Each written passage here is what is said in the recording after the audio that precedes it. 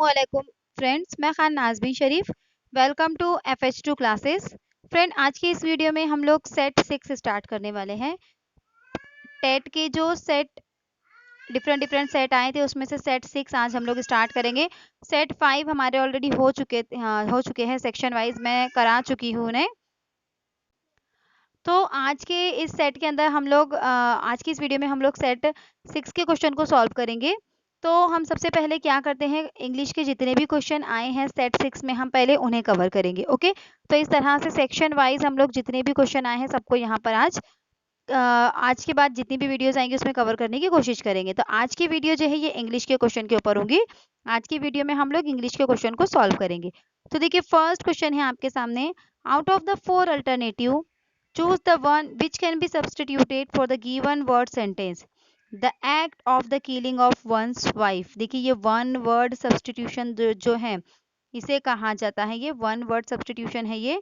तो देखिए, महाटेट में भी जो टीटी का एग्जाम होता है उसमें भी वन वर्ड सब्सटीट्यूशन से रिलेटेड क्वेश्चन आते हैं, और टेट के अंदर भी हम लोगों ने 5 जो सेट देखे उसमें हमने वन वर्ड सब्सटीट्यूशन से रिलेटेड क्वेश्चन को देख चुके हैं। ओके, तो वन वर्ड सब्सटीट्यूशन जो है ये इंपॉर्टेंट टॉपिक है, ये भी आपको पढ़ना है।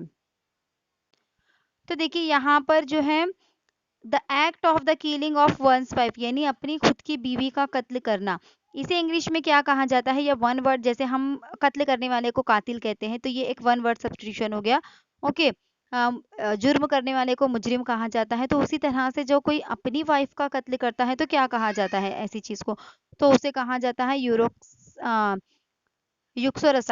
युक्सोरिसाइड कहा जाता है उसे। तो देखिए, सुसाइड आप इससे याद रख सकते हैं, जो सुसाइड होता है उसके अंदर ये जो साइड होता है ये इसी तरह से गिवन होता है।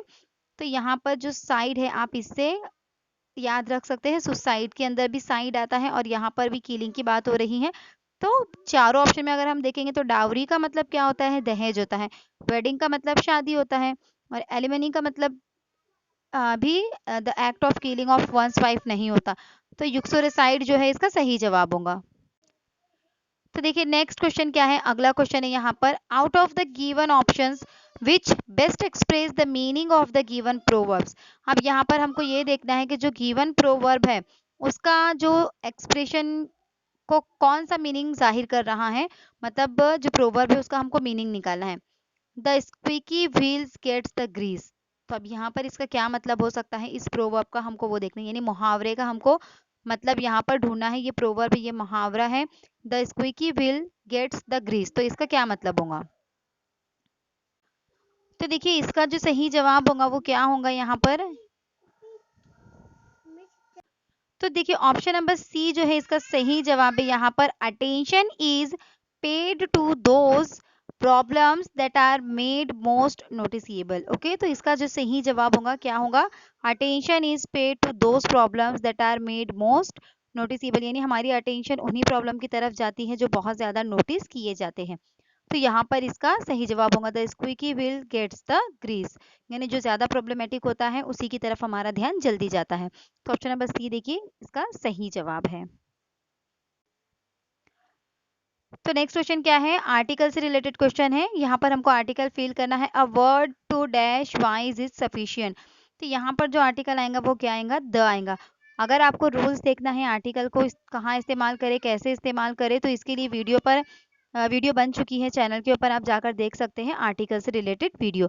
तो ऑप्शन नंबर ए जो है इसका सही जवाब होगा। देखिए, नेक्स्ट क्वेश्चन देखिए क्या है, out of the given options choose the one which is the correct indirect speech. यहाँ पर इनडायरेक्ट स्पीच का सवाल है, indirect speech of the sentence given below, यानी यहाँ पर हमको क्या करना है कि इनडायरेक्ट स्पीच को यहाँ पर हमको पहचाना है कि सही इनडायरेक्ट स्पीच क्या होगी। तो the king said it gives me great pleasure to be here this evening, यानी किंग ने कहा कि it gives me great great pleasure to be here this evening, यानी ये मेरे लिए एक बहुत खुशी की बात होगी कि आज की शाम में ये बातें या जो भी है वो सुनूंगा।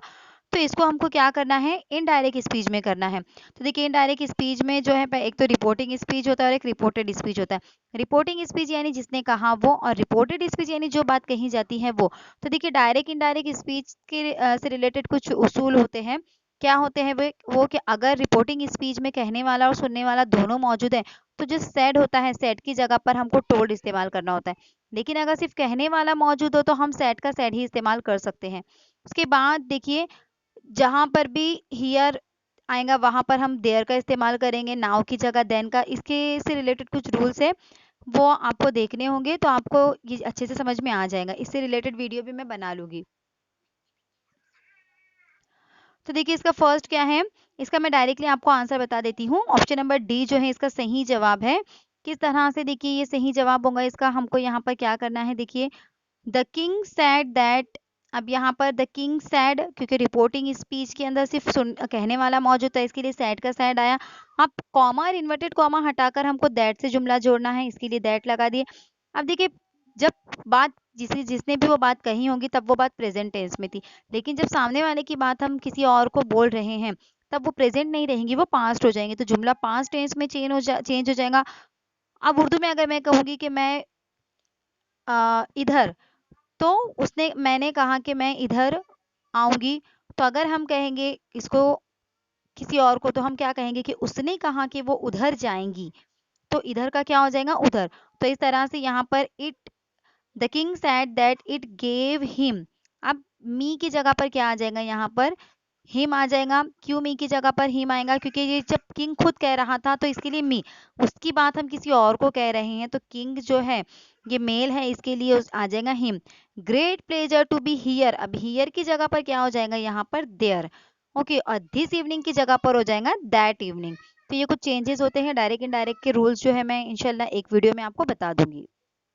तो इस तरह से ऑप्शन नंबर डी जो है इसका सही जवाब होगा कि the king said that it gives him great pleasure to be there that evening.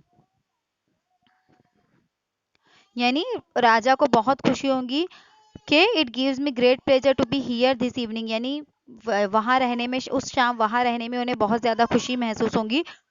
तो अभी राजा का कहा हुआ जुमला कोई और कह रहा है तो कैसे कहेंगे कि राजा ने कहा कि उन्हें उस शाम वहां पर रहने के लिए बहुत खुशी महसूस होगी, इस तरह से। नेक्स्ट क्वेश्चन देखिए क्या है, out of the given 4 words only one is not spell correctly, find the word that is not correctly spell. यानी हमको मिस स्पेल वर्ड यहाँ पर क्या करना है, पहचानना है। तो देखिए डायरेक्टली मैं आपको बता देती हूँ कि यहाँ पर मिस स्पेल वर्ड कौन सा है। तो ऑप्शन नंबर ए जो है एनालिसिस, तो ये मिस स्पेल वर्ड है। एनालिसिस इस तरह से नहीं लिखा जाता है, एनालिसिस इस तरह से लिखा जाता है, वाई आता है यहाँ पर। तो देखिए इसका जो सही जवाब होगा क्या होगा, एनालिसिस होगा। कैंपेन सही लिखा है, चैलेंज भी सही लिखा है और कैरेक्टरिस्टिक भी यहाँ पर सही लिखा गया है। सिर्फ एनालिसिस में वाई आता है, डबल आई नहीं आता है वहां पर, एल आई की जगह एल वाई होना चाहिए था। तो ऑप्शन नंबर ए जो है इसका सही जवाब है। नेक्स्ट क्वेश्चन देखिए, choose the word which is most similar in meaning to the given word. हमको क्या करना है यहाँ पर, सिमिलर मीनिंग वाला वर्ड ढूंढना है। तो डिसेप्टिव का सिमिलर मीनिंग वाला वर्ड क्या होगा, तो डिसेप्टिव का सिमिलर मीनिंग वाला वर्ड होगा यहाँ पर मिस लीडिंग। तो मिस लीडिंग जो है इसका सही जवाब है। तो देख सकते हैं आप लोग मिस लीडिंग गिवन है। नेक्स्ट क्वेश्चन देखिए क्या है, out of the given 4 words only one is spell correctly, find the word that is correctly spell. अब यहाँ पर हमने पहले मिस स्पेल वाला वर्ड देखे, अब हमको यहाँ पर करेक्टली स्पेल वाला वर्ड देखना है कि कौन सी स्पेलिंग यहाँ पर करेक्ट है। तो ऑप्शन नंबर ए है आर्ग्यूमेंट, ऑप्शन नंबर 2 है एड्रेस, 3 है एडल्ट्री और 4 है एडवाइजेबल। तो देखिए यहाँ पर जो करेक्टली स्पेल वर्ड है वो है आर्ग्यूमेंट, यानी आर्ग्यूमेंट जो है यहाँ पर करेक्ट लिखा गया है। तो करेक्टली स्पेल वर्ड कौन सा है फिर यहाँ पर, आर्ग्यूमेंट जो है इसका सही जवाब होगा। तो देखिए ऑप्शन नंबर ए गिवन है आर्ग्यूमेंट, सही जवाब है इसका। नेक्स्ट क्वेश्चन देखिए क्या है, नेक्स्ट क्वेश्चन है a sentence with an underline word is given below, find the word which is most similar in meaning to the underline word. यानी हमको यहाँ पर क्या करना है, मोस्ट जो सिमिलर मीनिंग वाला वर्ड होता है उसको हमको यहाँ पर अंडरलाइन वर्ड का जो मोस्ट सिमिलर मीनिंग यानी सेम मीनिंग वाला वर्ड हमको यहाँ पर ढूंढना है। तो देखिए सेंटेंस क्या है, the hospitable couple was happy to accommodate the need of their finicky guest. तो यहाँ पर हॉस्पिटेबल जो है तो उसका क्या मतलब होगा, देखिए hospitable couple was happy to accommodate the need of their finicky guest. तो देखिए हॉस्पिटेबल का मतलब अकॉर्डिंग टू सेंटेंस यहाँ पर क्या होगा, इसका मतलब होगा यहाँ पर फ्रेंडली कपल, यानी वो कपल कैसे थे, फ्रेंडली कपल थे। तो यहाँ पर जो फ्रेंडली है इसका सही जवाब होगा। हॉस्पिटेबल का सेम मीनिंग होता है फ्रेंडली, तो देखिए फ्रेंडली यहाँ पर गिवन है। नेक्स्ट क्वेश्चन देखिए क्या है, choose the one which can be substituted for the given phrasal verb. अब हमको यहाँ पर क्या करना है, जो गिवन वर्ब है, फ्रेजल वर्ब है, उसका मीनिंग ढूंढना है। He is getting on very well with his friend, तो क्या है, he is getting on very well with his friend. तो यहाँ पर इसका सही जो जवाब है वो क्या होगा, इसका मीनिंग हमको ढूंढना है। तो ऑप्शन देख लेते हैं हम लोग। Having a harmonious relationship, in position, having conflicting interest, या हैविंग वेरिंग इंटरेस्ट। तो देखिए इसका जो सही जवाब होगा वो है ऑप्शन नंबर ए, हैविंग हार्मोनियस रिलेशनशिप। तो ऑप्शन नंबर ए जो है इसका सही जवाब होगा। गेटिंग ऑन का यहाँ पर मतलब क्या हो जाता है, having a harmonious relationship. Okay, तो देखिए ऑप्शन नंबर ए यहाँ पर गिवन है, having a harmonious relationship. Next question देखिए क्या है, a sentence with an underline phrasal verb is given below, out of the four option choose the one which can be substituted for the given phrasal verb. Same question है, यहाँ पर हमको जो underline phrasal verb है उसका meaning ढूंढना है। तो पहले हम सेंटेंस पढ़ेंगे। We had to break open the main door because the keys get misplaced by someone। तो यहाँ पर क्या है, ब्रेक ओपन, ब्रेक ओपन यानी क्या हो जाता है, तोड़ना। यानी हमको क्या करना होगा, जो दरवाजा है उसको ब्रेक ओपन यानी हमको उसको तोड़ने की कोशिश करनी होगी, या उसको फोर्स देकर खोलने की कोशिश करनी होगी, क्योंकि जो मेन कीज है वो क्या हो गई है, गुम हो गई है। तो डिस्ट्रॉय तो नहीं हो सकता, इसका मतलब कंस्ट्रक्ट भी नहीं हो सकता, क्योंकि दरवाजा जब ब्रेक करना है तो कंस्ट्रक्ट कहाँ से होगा। बर्न यानी कि दरवाजे को डायरेक्टली जला देंगे, बिल्कुल भी नहीं। ऑप्शन नंबर डी है ओपन विथ फोर्स। तो जी हाँ, जब दरवाजे की चाबी वगैरह खो जाती है तो हम क्या करते हैं, दरवाजे को फोर्स करके ओपन करने की कोशिश करते हैं, जोर लगाकर, ताकि दरवाजा खुल जाए या लॉक उसका टूट जाए। तो इसका फिर सही जवाब क्या हो सकता है, अकॉर्डिंग टू सेंटेंस अगर हम जाते हैं तो ऑप्शन नंबर डी जो है इसका सही जवाब होगा, ओपन विथ फोर्स। तो देखिए ऑप्शन नंबर डी यहाँ पर गिवन है, ओपन विथ फोर्स।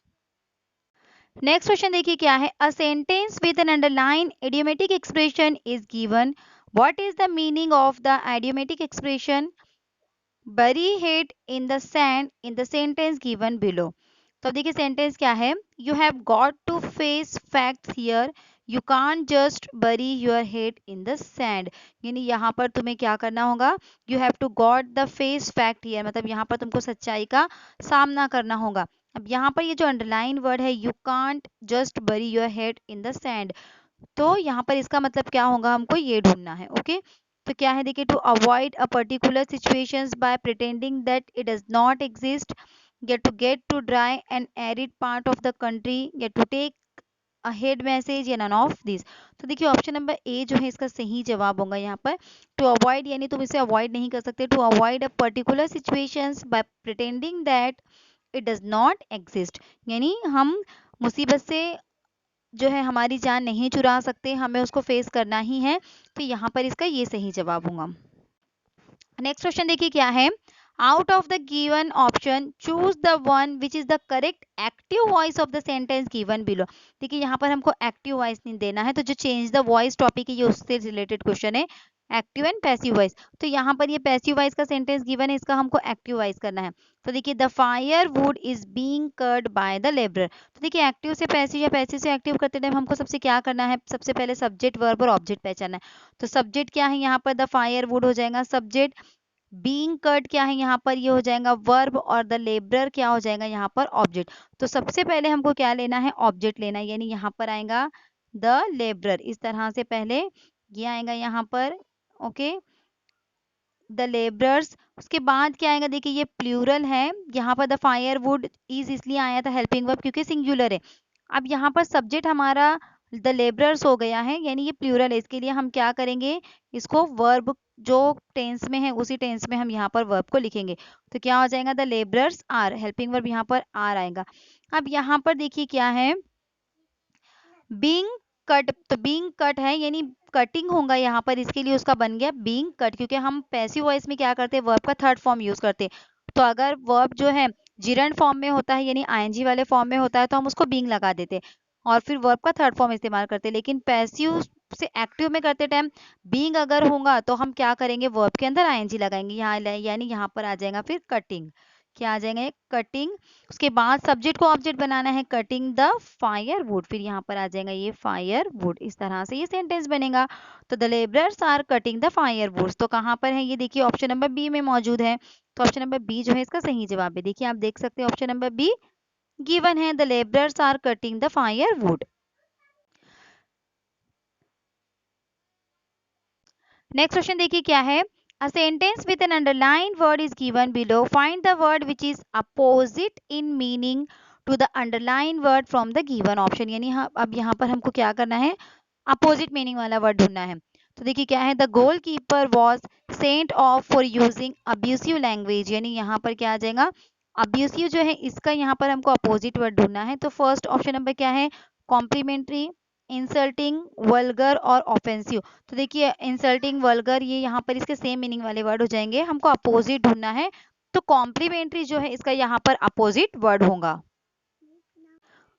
तो देखिए ऑप्शन नंबर ए यहाँ पर मौजूद है, कॉम्प्लीमेंट्री इसका सही जवाब होगा। नेक्स्ट क्वेश्चन देखिए क्या है, out of the given options choose the most appropriate one to fill in the blank. अब यहाँ पर हमको फिल इन द ब्लैंक करना है। तो देखिए क्या है इसका, the student noise dash the horse, यानी स्टूडेंट की जो नॉइस थी, जो आवाज थी, उसने हॉर्स को क्या किया, फ्राइटन्ड, हैव फ्राइटन्ड या हैज फ्राइटन। तो यहाँ पर क्या आ जाएगा इसका, द स्टूडेंट नॉइस फ्राइटन्ड, यानी ऑप्शन नंबर ए यहाँ पर क्या हो जाएगा इसका सही जवाब होगा कि the student noise frightened the horse, यानी स्टूडेंट की आवाज ने हॉर्स को डरा दिया। अब ऑप्शन नंबर बी, सी या डी क्यों नहीं हो सकता यहाँ पर, देखिए तो देखिए हैव फ्राइटन यहाँ पर वर्ब का थर्ड फॉर्म इस्तेमाल आता है होता है जब हम हैव या हैज का इस्तेमाल करते हैं या हैड का। तो वर्ब का थर्ड फॉर्म हमको इस्तेमाल करना है, तो फ्राइटन वर्ब का थर्ड फॉर्म नहीं है यहाँ पर। अब यहाँ पर देखिए हैव, और एक बात के हैव यहाँ पर नहीं आ सकता क्योंकि हॉर्स जो है the sudden, sorry student noise नहीं है, वो सडन नॉइस है, extremely sorry, the sudden noise, sudden noise यानी अचानक आवाज आने से हॉर्स क्या हो गया, डर गया। तो अचानक आवाज ने हॉर्स को क्या किया, डरा दिया। तो यहाँ पर हैव का इस्तेमाल नहीं होगा। ओके, अब यहाँ पर भी हैव फ्राइटन है, तो हैव जो है वो प्लूरल के लिए इस्तेमाल होता है, सिंगुलर के लिए नहीं होता है, तो इसके लिए यहाँ पर भी हैव नहीं आएगा। और यहाँ पर सिंगुलर के लिए हैज आता है, हैज तो है लेकिन हैज के साथ फ्राइटन थर्ड फॉर्म नहीं है, क्या है यहाँ पर उसका थर्ड फॉर्म नहीं मौजूद है, इसके लिए ऑप्शन नंबर बी, सी और डी नहीं होगा, ऑप्शन नंबर ए यहाँ पर सही जवाब होगा। देखिए आप देख सकते हो ऑप्शन नंबर ए गिवन है। नेक्स्ट क्वेश्चन देखिए क्या है यहाँ पर, नेक्स्ट क्वेश्चन है choose the word which is opposite in meaning to the given word, यानी हमको क्या करना है यहाँ पर अपोजिट मीनिंग ढूंढना है।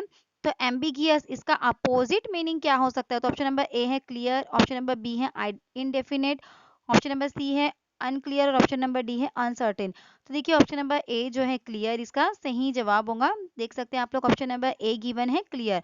तो एम्बिगियस का अपोजिट क्या होता है, क्लियर होता है। ओके, तो देखिए आज की वीडियो में इतना ही, इंग्लिश के क्वेश्चन हो चुके हैं हमारे सेट 6 में जितने भी इंग्लिश के क्वेश्चन आए हैं उतने मैं आज कवर करा चुकी हूँ। नेक्स्ट वीडियो में इंशाल्लाह ताला हम आगे के जो सेक्शन है जैसे सीडीपी हो गया, मराठी हो गया, रीजनिंग, मैथ्स वगैरह के क्वेश्चन हम लोग आगे की वीडियोस में कवर करेंगे। अगर आपको आज की वीडियो अच्छी लगी, कोई भी क्वेश्चन में कहीं भी डाउट है, कोई सजेशन है, तो आप मुझे कमेंट करके बता सकते हैं। वीडियो अच्छी लगती है तो लाइक, शेयर और चैनल को सब्सक्राइब जरूर करिए। मुझे दुआ में याद रखिए। अल्लाह हाफिज।